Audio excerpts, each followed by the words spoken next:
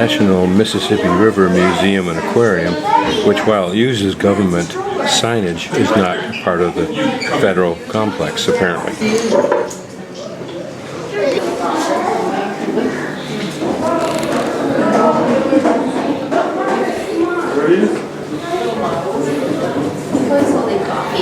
Apparently after the engine blew up. Mark Twain said the clerk's office was elegant, the bar was marvelous, and the barkeeper had been barbered and upholstered at incredible cost. Various horns and bells. I'll take some pictures of some of the pictures on the wall of the old days in the steamboat. This was probably the salon, the second floor or level of the steamboat where the paying passengers ate, congregated, danced.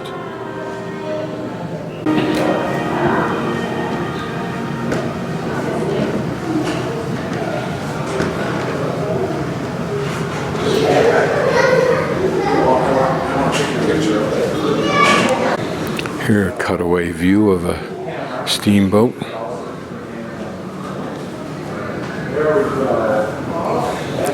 The pilot house up on top.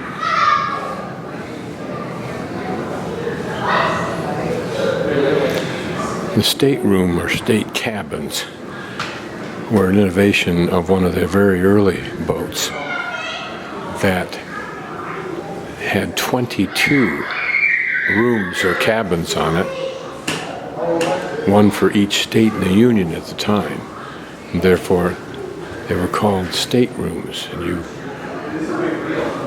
rented the room you wanted, the New York State or the New Jersey State room. Old photographs like this are some of the most interesting because they give us an idea of how things actually functioned.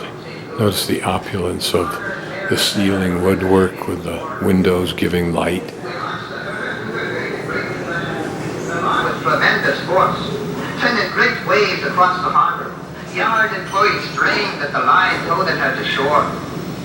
Federal barge like boats. Picture of the boiler room.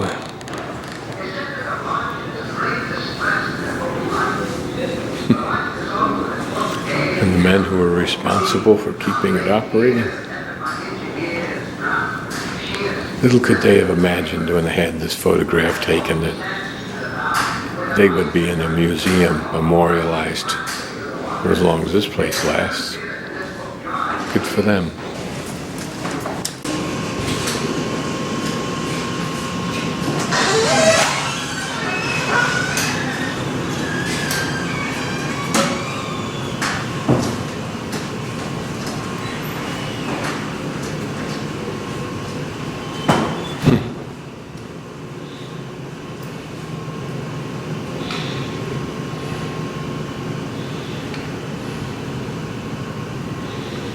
I think it's really just showing us various kinds of boats that would have existed at the time.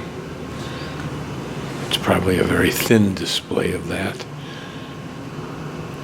including the table and so forth that carpenter and craftsmen would use to make different smaller boats and maybe even the large ones. These apparently are either facsimiles or remnants of old river boats.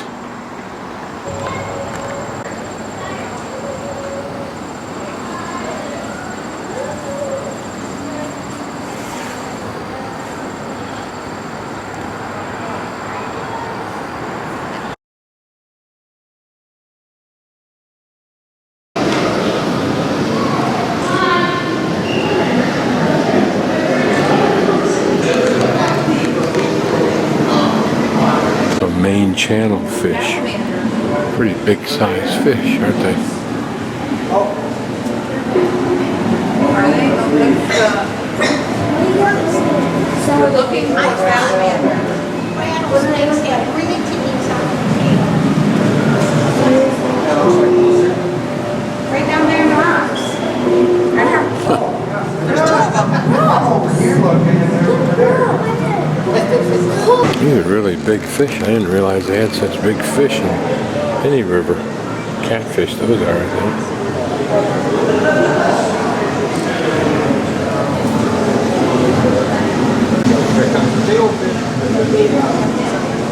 It's like an original bark Indian canoe, but it's not original. Not with slats like that, I don't think.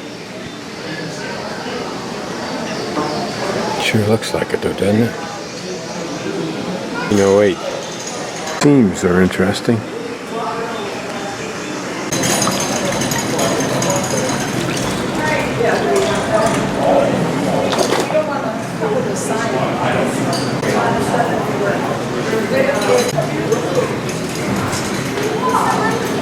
I think this is a female bufflehead. Numerous small boats, fishing boats, private, waiting to go upriver through the lock, because upriver is the pool above the lock that's designed to give the Mississippi in that area at least 9 feet, 9.5 feet of clearance for boats, and probably the fishing's outstanding. The small boats that were waiting to go upstream through this lock turned around and went downstream after waiting for an hour for it to open up. For what reason, I don't know, but anyway, these gates will open up, and then last night the huge barge went in with a pushed by the towboat, which is a contradiction in terms that's used in the industry. Okay, what we're looking at is one of those huge barges, or 3, but I think they're tied together if there are 3. You can see how huge this is. And down there is the tugboat that's pushing it.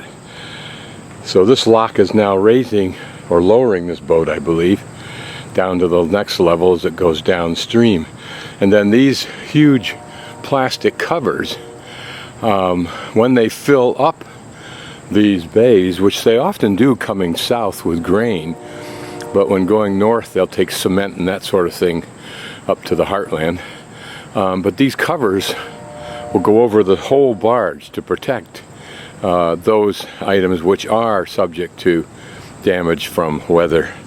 But a colossal vehicle, a colossal enterprise and solution to the problem of railroads being in control of all shipping in the Midwest. This 9.5 foot solution that the federal government legislated for the Corps of Engineers opened up this colossal industry. This flooring, you hear the rushing of water, and I assume it's emptying out this so it can sink, but it's so slow because it's probably so huge a body of water that I can't perceive it. That water flowing down over there is flowing on the downstream side of this lock gate, which would suggest it's emptying it out. It seems like a rather slow process, small amount of water. You can see as I pan that that's much lower than the water level here on the left side. But notice how incredibly utilitarian those barges are, particularly that blob in the middle. I mean, you wonder why they designed it that way. It looks like it's designed not to go through the water easily. You see water pouring out, but this looks like a relatively small amount of water. So presumably there's 3 at this end. But maybe there's a bigger place that's dumping out water. Thing there is, because you can see a lot of, I think what we call bubbles on the Yukon River, indicating that there's a lot of turmoil way down below for the water, suggesting that there's a lot pouring out from inside the lock underneath these gates somehow. The irony is that gauge shouldn't be changing much because it's the downstream level, which means it's the whole pool between here and the next lock.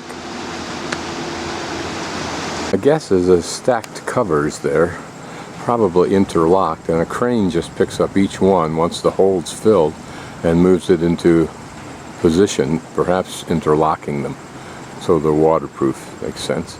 Just as I got into my van to leave, they pulled back the gates. So now she's level with the next lower level of the Mississippi. That looks like it's coming to a stop for some reason. Must be a very tricky thing unless there's guides in there on either side of the barge and on either side of the lock that guide it. But it's a very, very long structure moved through a very tight place, and it's huge. So you can imagine the profound forces involved. And we're moving again very slowly. You can see how slowly it's inching its way out. Literally inching its way out. Speeding up a little bit now.